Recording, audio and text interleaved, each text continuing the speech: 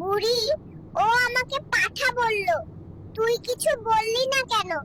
এটা কিন্তু আমি মানতে পারছি না। বন্ধুরা, তোমাদের কাছে হাত জোড় করে বলতেছি, ভিডিওটি সম্পূর্ণ দেখো এবং কে কোথা থেকে দেখছো কমেন্টে অবশ্যই জানাও। ওই নার্স, এসিটা তাড়াতাড়ি ছাইড়া দে, আমার খুব গরম লাগতেছে। সরি বাবু, এই হসপিটালে তো কোনো এসি নেই। থাকবো না তোদের এই হসপিটালে।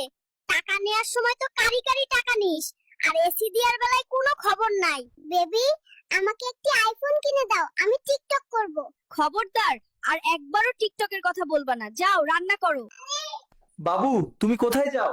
আমার স্বামী আমাকে টিকটক করতে দেবে না, তাই আমি আর এই সংসার করব না, শ্বশুর বাড়ি চলে যাচ্ছি। এই নাতি, তোর মন থেকে তানিয়ার নাম মুছে দেব। পারবি না রে বুইরা, আমার সবকিছু তো তানিয়ার কাছে।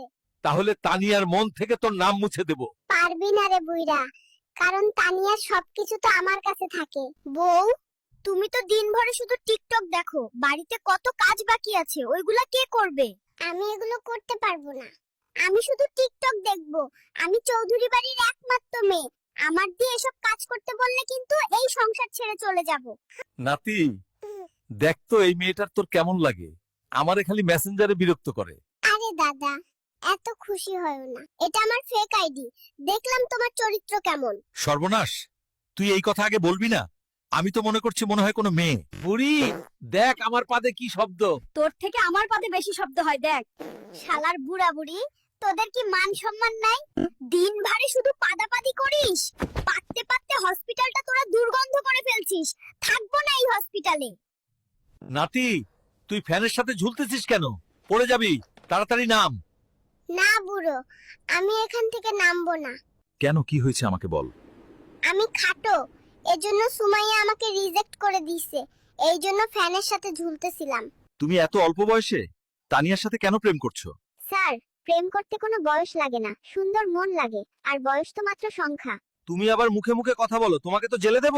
স্যার, আপনি আমাকে জেলে দিতে পারবেন না, আমার মামা এমপি। দাদি, আপনার নাতিকে থামান না কেন? সেই সময় থেকে পাঠার মতো প্যা প্যা করে কাঁদতেছে। বুড়ি, ও আমাকে পাঠা বলল।